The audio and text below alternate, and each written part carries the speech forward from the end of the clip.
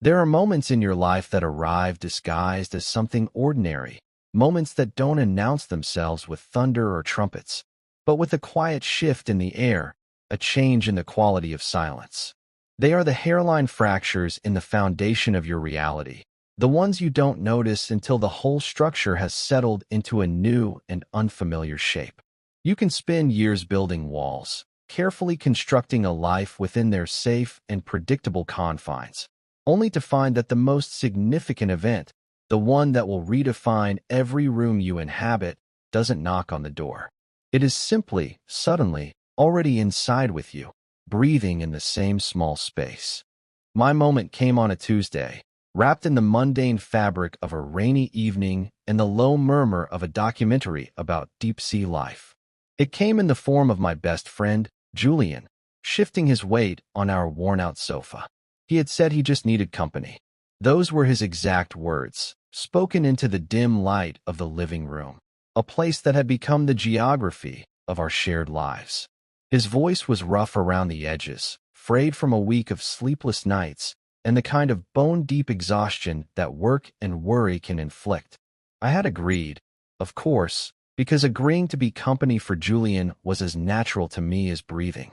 It was the fundamental law of our friendship, an unspoken contract signed the day we met. So I put on the documentary, kept the lights low, and settled into my usual corner of the couch, leaving a respectable, friendly chasm of space between us. For an hour, that space held. It was a known territory, a buffer zone that preserved the comfortable fiction of our platonic bond. But then, with a sigh that seemed to carry the weight of the entire world, he moved. He didn't just move closer. He erased the distance entirely, shifting his long frame until his shoulder was pressed firmly against mine, his thigh a solid, warm line against my own. He sat close enough that I could feel the whisper of his breath against the shell of my ear when he turned his head. He just needed company. And in that moment, with the disembodied voice of a narrator explaining the crushing pressure of the abyssal zone, I understood that the word company was a vessel, a hollowed-out term he was using to carry a need so profound he couldn't name it. And I, the quiet observer, the cataloger of his every mood and micro-expression, was left to navigate the terrifying, beautiful space he had closed between us. My own breath caught in my throat, a prisoner of hope and fear. The air grew thick with unspoken things, with the history of my hidden affection and the sudden, shocking possibility that I was not the only one feeling the pull of a current dragging us somewhere new, somewhere deep and uncharted.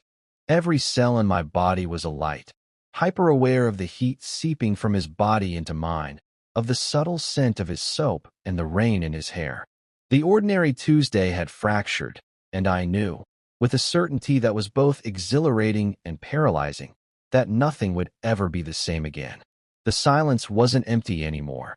It was full of his breathing and the frantic, silent beating of my own heart. Our friendship had always been a study in contrasts, an unlikely intersection of orbits. We met in college, two solitary planets drawn into a binary system by the gravitational pull of the men's soccer team. Julian was the star forward, all explosive energy and effortless grace on the field. He moved with a kind of incandescent confidence that drew people to him like moths. He was loud in the best way, his laughter echoing across the quad, his presence filling every room he entered. He was sunlight, direct and brilliant and warm. I was the goalkeeper. My world was the 18-yard box, a space defined by lines and limits.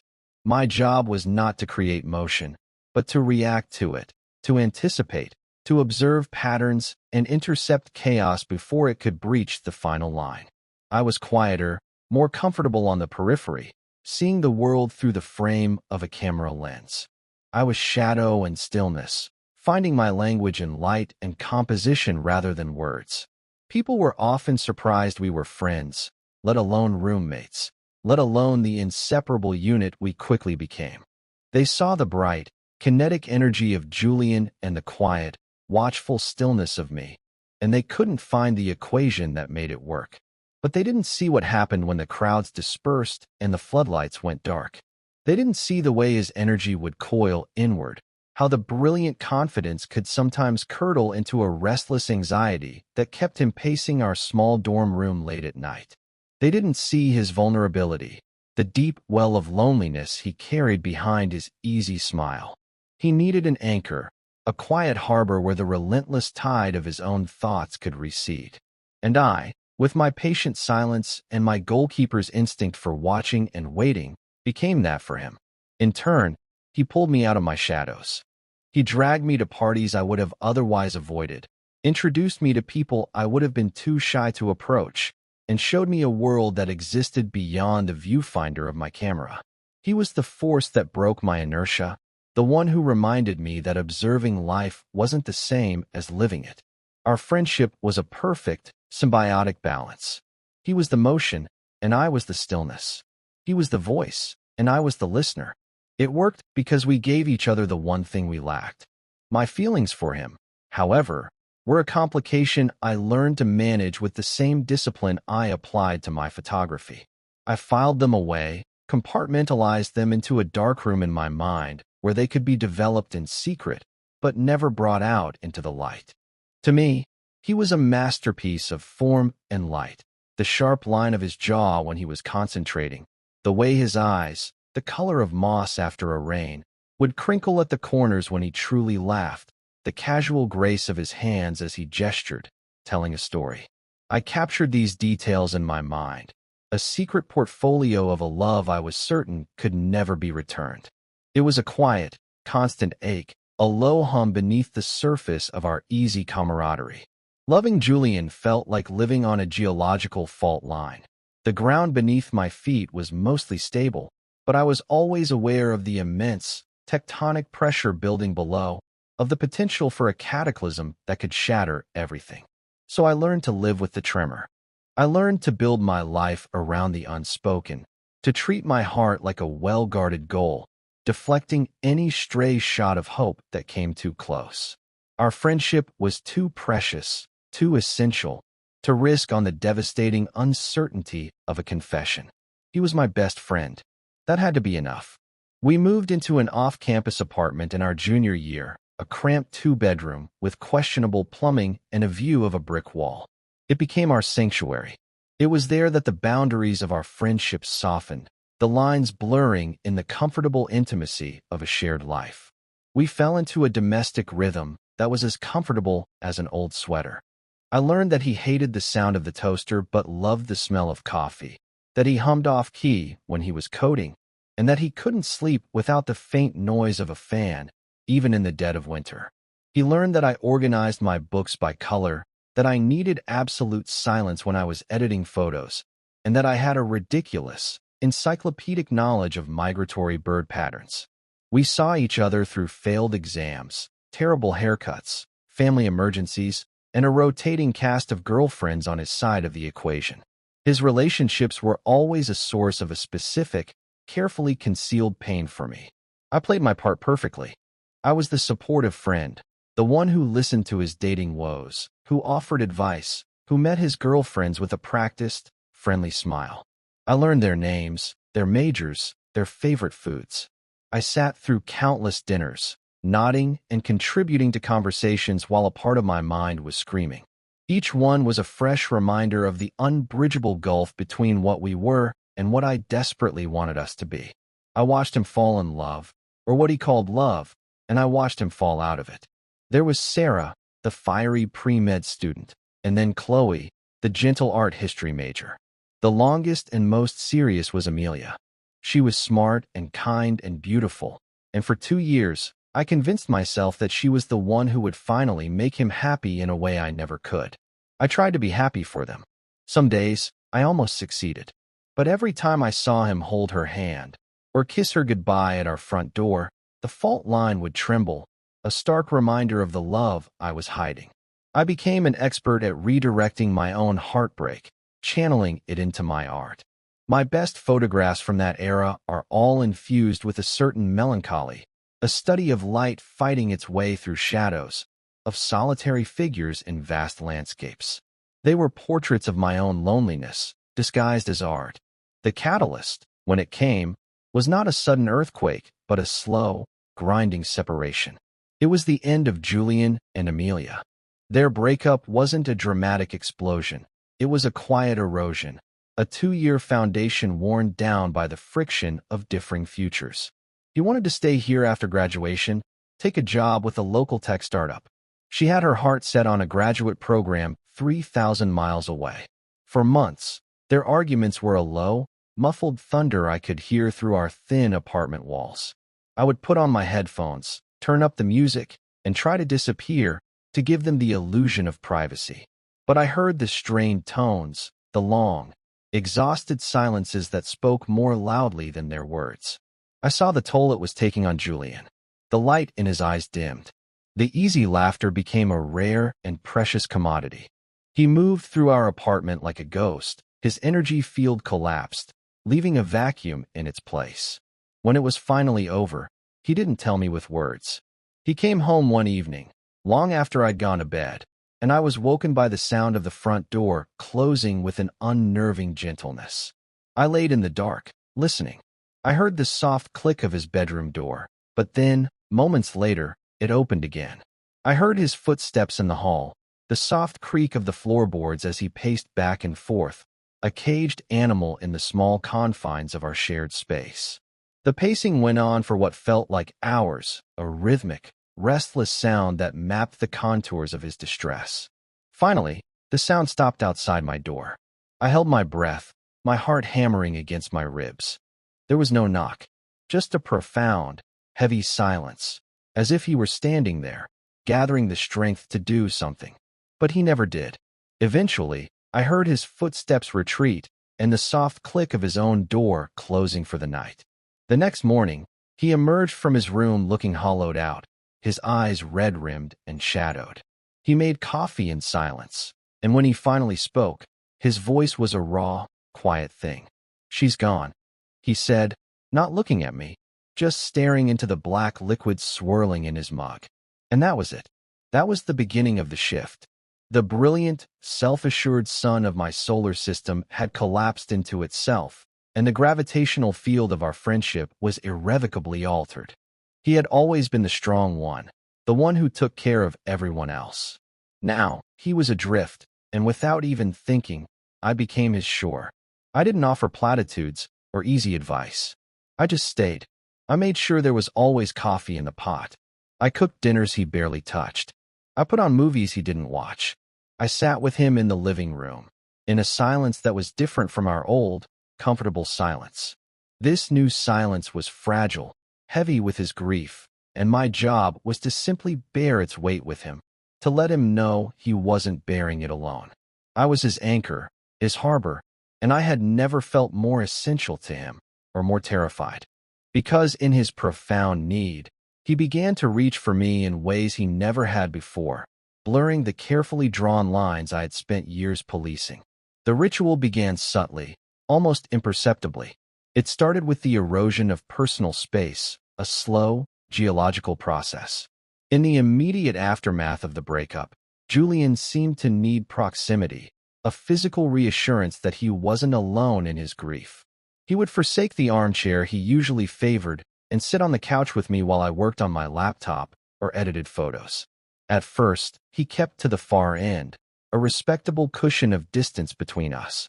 But as the days bled into weeks, that distance began to shrink.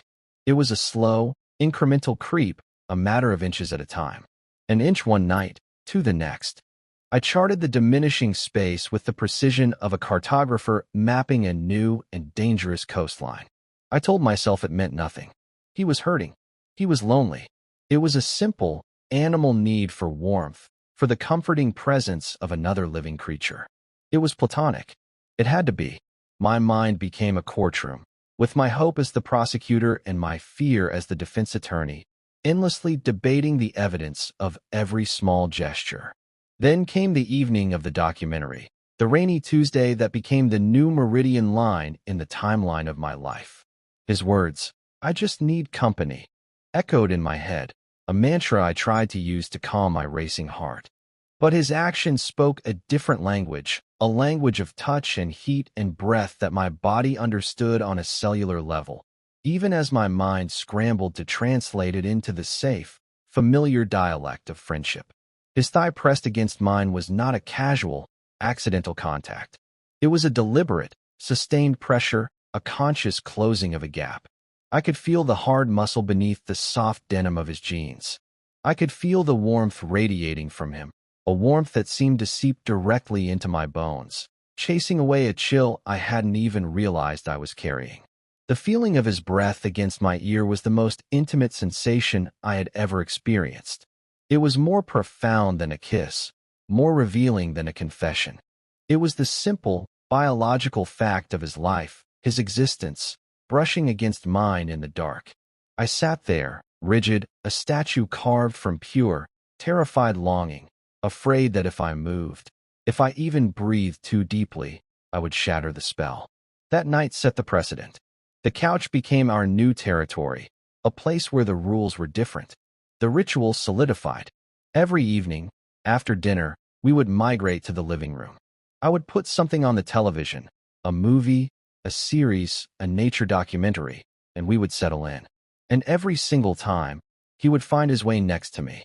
Sometimes he would initiate it with a joke, complaining that my side of the couch had the better angle, an excuse so flimsy it was transparent.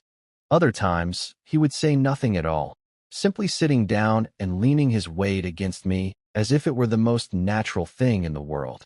His head would eventually find its way to my shoulder. The first time it happened, my entire body went into lockdown. I felt the heavy, trusting weight of his head, the soft tickle of his hair against my neck, and I thought I might actually stop breathing.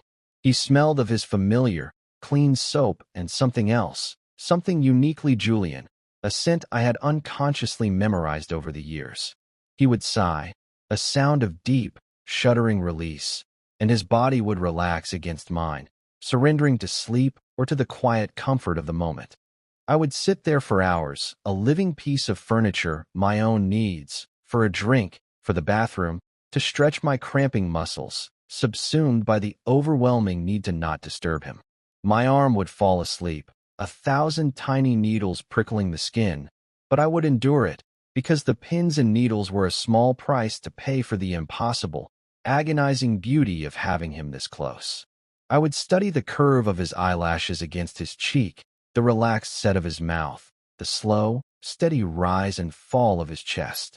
This was my darkroom, the secret place where my feelings could be developed. In these stolen moments, I allowed myself to feel the full, crushing weight of my love for him. It was a dangerous indulgence. Each night, I was both his sanctuary and a man in turmoil, caught between the profound peace of holding him and the sharp, anxious terror of what it all meant. Was this just an extension of our friendship, a temporary arrangement born of his heartbreak? Or was it something more? He gave no verbal clues. He would wake up, stretch, and thank me for letting him crash, his voice thick with sleep, his eyes avoiding mine. And the next day, we would pretend it hadn't happened, until evening fell and the ritual began anew. The pretense of platonic necessity began to wear thin, like a favorite shirt washed too many times. One night, a particularly cold one in late autumn, the old furnace in our apartment gave up the ghost. We piled blankets on the couch, huddled together for warmth, the documentary on the screen a forgotten backdrop. The cold was a perfect excuse, a plausible deniability for the way our limbs tangled together, for the way I eventually draped my arm over his shoulders, pulling him closer. He burrowed against my side without a word, his face tucked into the crook of my neck. I could feel his heart beating against my ribs, a steady, rhythmic thrum that seemed to sync with my own. The silence in the room was absolute, broken only by our breathing. It felt less like two friends staying warm and more like something ancient and elemental, two souls seeking refuge from the cold and the dark. The line had been crossed so many times it had been erased, redrawn, and erased again, leaving a blurred, ambiguous smudge where a clear boundary used to be. The ambiguity was a slow poison. It filled me with a dizzying, effervescent hope, but it also steeped me in a constant, low-grade anxiety.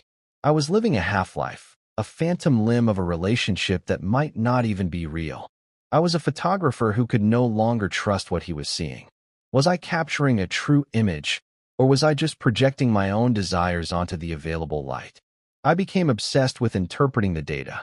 A lingering touch on my arm as he passed me in the kitchen. A shared glance across a room that lasted a second too long. The way he started calling me Leo in a softer, lower register, a tone he used for no one else. Each one was a clue, a breadcrumb, and I followed them deeper into a forest of uncertainty, not knowing if they were leading me toward a home or a cliff's edge. The ritual escalated when he started having nightmares.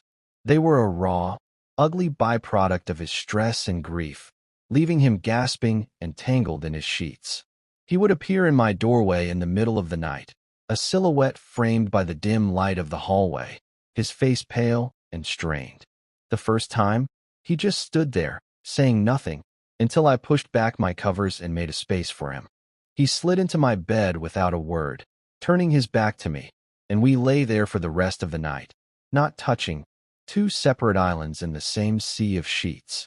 But the nightmares persisted, and with each visitation, the space between us in my bed shrank, until one night, he turned over and wrapped himself around me from behind, his arms slung over my waist, his face pressed between my shoulder blades. His breath was warm on my back. "Just for a minute," he whispered, his voice a broken thing in the darkness. "I just can't be alone right now."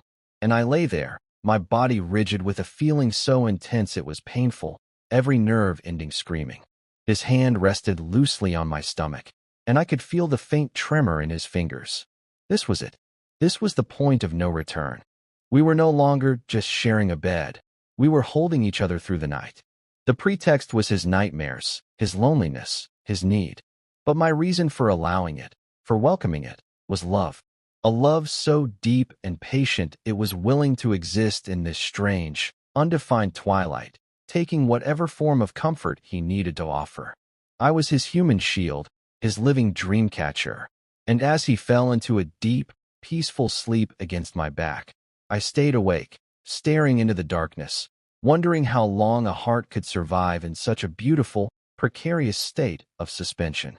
The breaking point, the moment the unspoken became the undeniable, arrived on a night that was otherwise indistinguishable from all the others.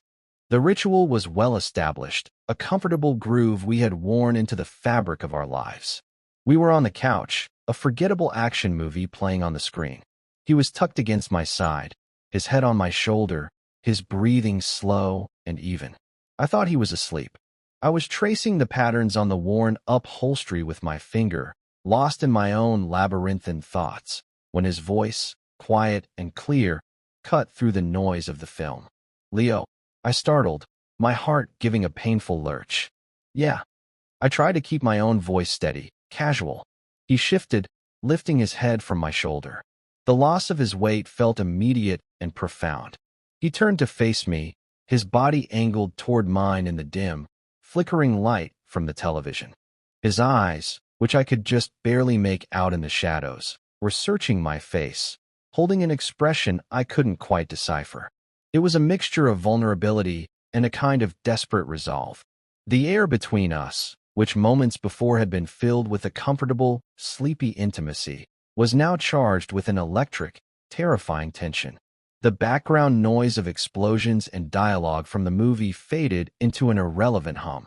The entire universe had contracted to the few inches of space separating our faces. "Can I ask you something?" he said, his voice barely a whisper.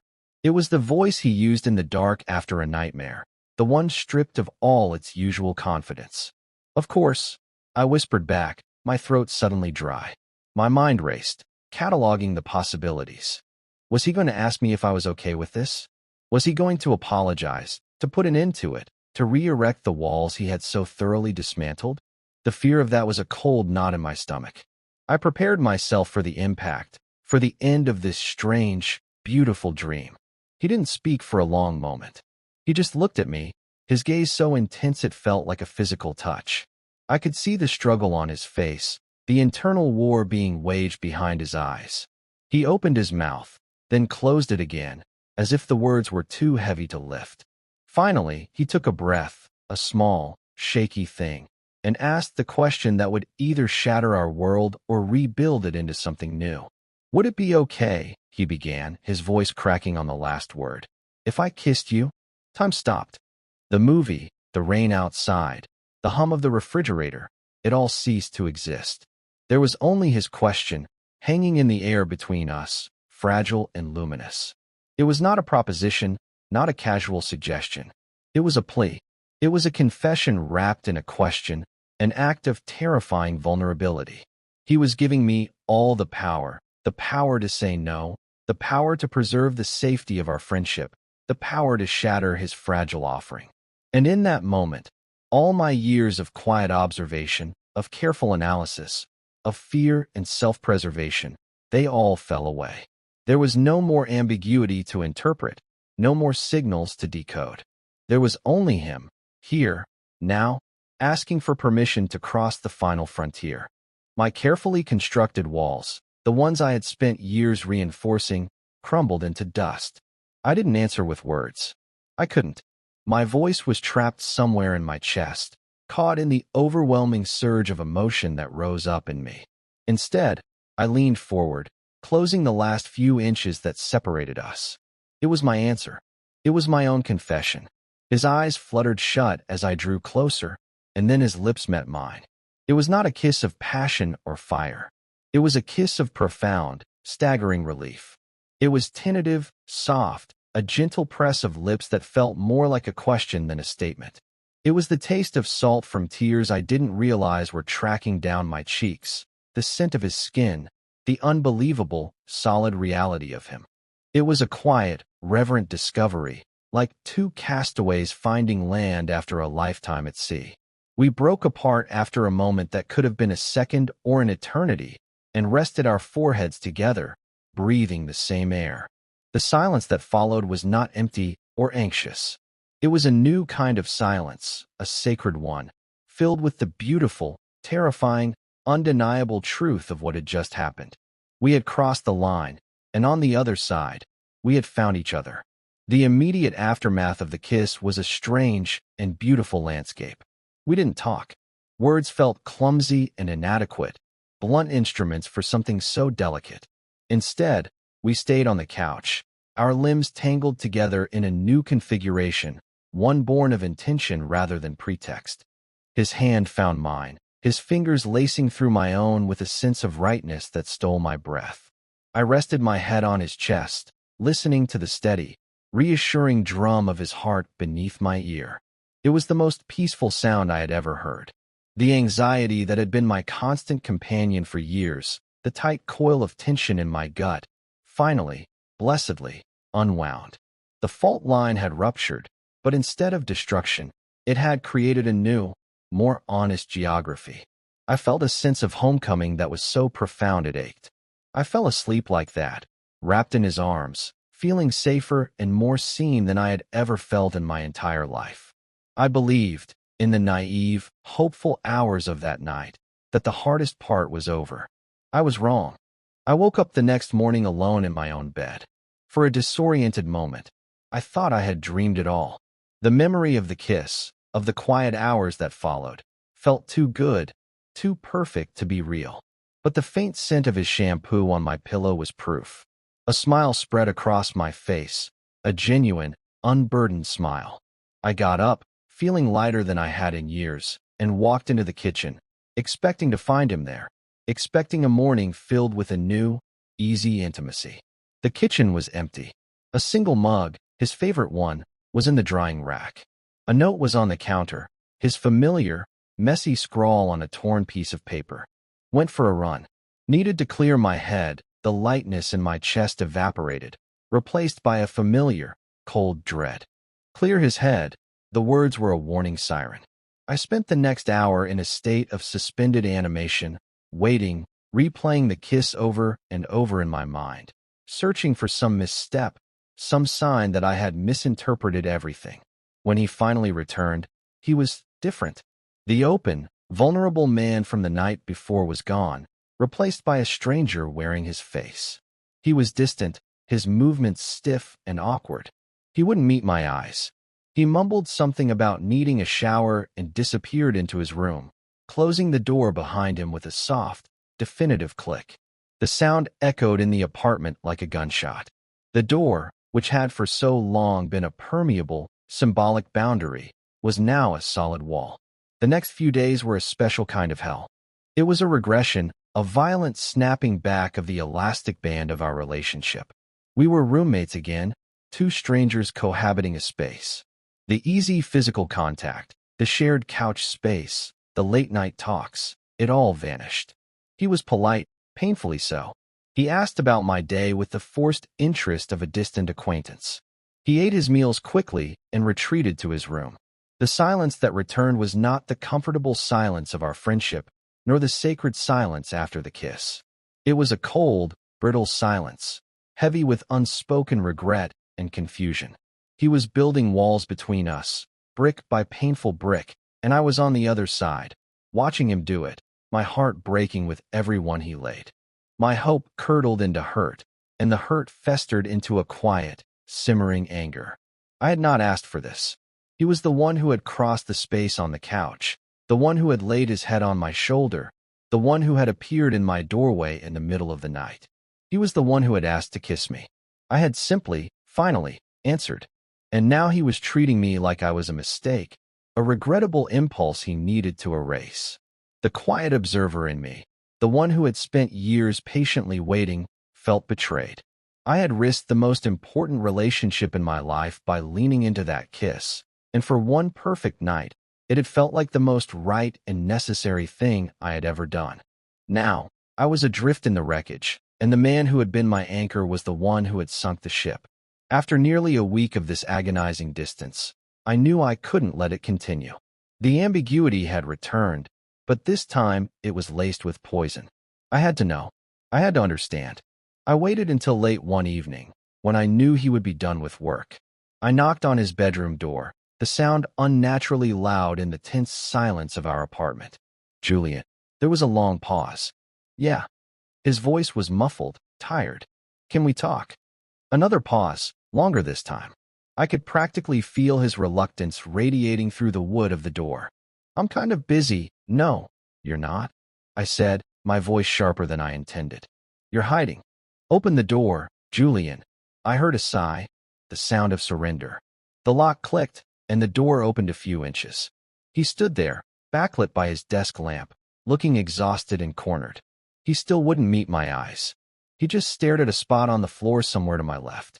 What's going on? I asked, keeping my voice low, trying to rein in the storm of anger and hurt inside me. You kiss me, and then you spend the next 5 days acting like I have the plague. You have to talk to me. He finally looked up, and what I saw in his eyes stopped me cold. It wasn't anger or regret. It was fear, pure, undiluted terror. He looked like a frightened child. I can't do this, Leo, he whispered, his voice raw. I don't know what I'm doing. What does that mean? I pressed, stepping into the room and closing the door behind me, creating a container for the conversation we so desperately needed to have. What can't you do? Talk to me. Or this? Us. He ran a hand through his hair, a gesture I knew meant he was seconds from imploding. Both. Everything. That night. It was a mistake. The word mistake landed like a physical blow. It knocked the wind out of me. All the fight, all the anger, drained away, leaving only a vast, hollow ache. A mistake, I repeated, my voice flat.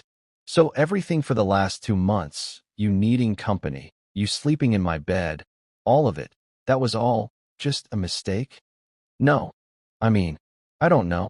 He finally exploded, his voice cracking with a desperation that mirrored my own. I was lonely. I was a mess after Amelia. You were there. You were safe. It felt good. It felt right. And that scared the hell out of me. He started pacing the small space of his room, the same restless energy he'd had after the breakup, but now it was directed at himself. I've never felt that way about a guy. I'm not supposed to, and there it was. The heart of the matter. The fear wasn't about me. It wasn't about the kiss. It was about him. It was about the carefully constructed identity he had built for himself, the one that included being the star athlete, the guy with the pretty girlfriends. Our kiss hadn't just crossed a line between us. It had crossed a line within him, taking him into a territory he didn't know how to navigate. He was lost. Supposed to. I asked, my voice soft again. The anger was gone, replaced by a wave of empathy so powerful it almost brought me to my knees. Julian, there is no supposed to, there's just what you feel. But what if I don't know what I feel? He shot back, his eyes pleading with me to give him an answer, to give him an easy way out. What if it was just about being lonely? What if I used you? I can't. I can't have ruined our friendship for that. I can't lose you, Leo. You're everything. His confession, raw and terrified, hung in the air between us. I can't lose you. It was the most honest thing he had said in a week. He wasn't pushing me away because he didn't care. He was pushing me away because he cared too much, and it terrified him. He was afraid of his own feelings, afraid of what they meant, and most of all, afraid of hurting me and destroying the one constant in his life. He wasn't a coward. He was just a man facing a truth about himself that threatened to undo everything he thought he knew. I closed the distance between us, standing in his path, so he had to stop pacing. I didn't touch him. I just stood there until he finally, reluctantly, met my gaze. You haven't ruined anything, I said, my voice firm but gentle. But you will if you keep hiding from this. From me. I took a deep breath, gathering all my courage. I need you to be honest. Not with me. With yourself. When you kissed me, what did you feel? He stared at me, his jaw tight, his eyes shimmering with unshed tears. The silence stretched, thick with years of unspoken history and a future that hung precariously in the balance. I could see the battle raging within him, the fear warring with the truth. I held his gaze, willing him to be brave, trying to communicate with my eyes everything I couldn't say with words, that I was here, that I was safe, that whatever his answer was, we would face it together. Finally, after an eternity, he let out a shuddering breath, a sound of profound surrender. A single tear traced a path down his cheek. I felt, he whispered, his voice so quiet I had to lean in to hear it. Like I was home. That was the turning point. His confession, wrested from the depths of his fear, was the key that unlocked everything. It wasn't a magic fix. It didn't instantly erase his confusion or banish his anxiety. But it was a foundation. It was a truth we could build on. We spent the rest of that night talking, really talking, for the first time. He told me about the quiet, creeping feelings he hadn't understood, the way he found himself seeking my presence, my quiet strength, more than anyone else's. He talked about how my calmness settled the chaos inside him. He admitted that his loneliness after Amelia was real, but that the comfort he sought, the comfort he found in my arms, felt different, deeper than anything he had ever known. It was a comfort that had slowly, imperceptibly, bloomed into something that looked and felt terrifyingly like love. I listened, and for the first time in our friendship, I was the one who did most of the talking. I told him everything. I unspooled the years of my hidden affection, laying it all out for him to see. I told him about the ache of watching him with his girlfriends, the quiet joy of our shared domestic life, the way I had studied him like a piece of art for years. I told him that my feelings weren't a reaction to his need, but a long, patient, pre-existing condition of my heart. As I spoke, I watched the fear in his eyes slowly recede, replaced by a look of stunned, dawning wonder. He was not just a confused man latching onto his best friend in a moment of crisis. He was a man who had stumbled into a love that had been waiting for him all along. There were no more kisses that night. It was too soon, too fragile. Instead, we re-established our intimacy on a new, more honest footing. When the exhaustion of our emotional excavation finally claimed us, he looked at my bed, then back at me, a silent question in his eyes. I nodded, and we laid down, facing each other this time. In the dim light filtering through the window, I reached out and brushed the tear track from his cheek with my thumb. He captured my hand, holding it against his face, and our fingers intertwined on the pillow between us. There was no pretext of nightmares or loneliness. There was only the quiet, mutual acknowledgement of a shared need to be close, to be anchored in the presence of the other. We fell asleep like that, hand in hand, two explorers who had finally found the same spot on the map. The days that followed were a process of gentle, deliberate healing. We were learning a new language together, and we were often clumsy with it. There were moments of awkwardness, flashes of his old fear, times when he would start to pull away out of instinct. But now, instead of letting him retreat behind his closed door, I would reach for his hand. I would meet his eyes and just wait, silently reminding him of the truth we had uncovered.